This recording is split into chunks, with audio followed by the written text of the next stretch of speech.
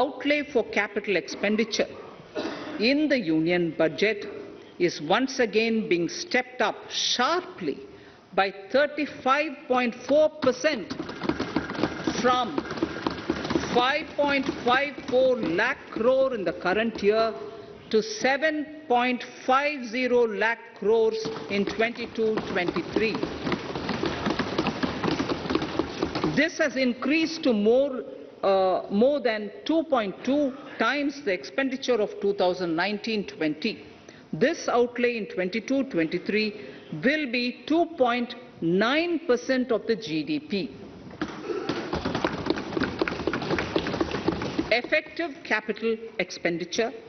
With this investment taken together with the provision made for creation of capital assets through grants and aid to states, the effective capital expenditure of the central government is estimated at 10.68 lakh crores in 22-23, which will be about 4.1% of the GDP. Green bonds.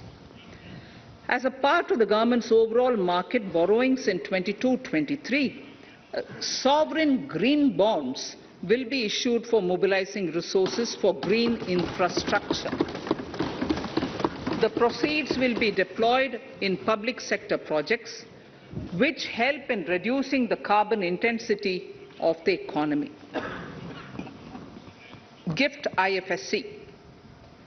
World-class foreign universities and institutions will be allowed in the gift city to offer courses in the financial management, fintech, science, technology, engineering and mathematics free from domestic regulations except those by the IFSCA to facilitate availability of high-end human resources for financial services and technology. An international arbitration center will be set up in the gift city for timely settlement of disputes under international jurisprudence. Services for global capital for sustainable and climate finance in the country will be facilitated in the gift city. Infrastructure status.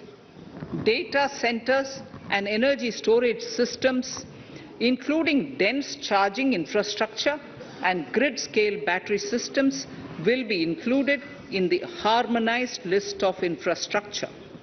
This will facilitate credit availability for digital infrastructure and clean energy storage.